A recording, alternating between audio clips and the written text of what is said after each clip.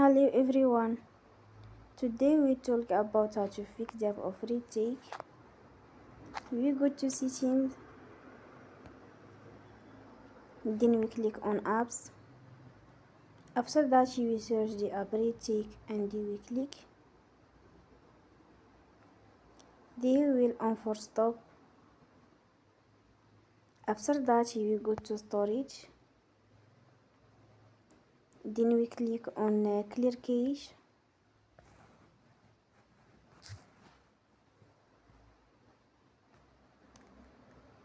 In the end, you will turn off your phone and you will recharge your phone again.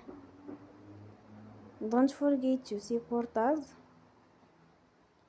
by like and subscribe. See you next time and thank you for watching.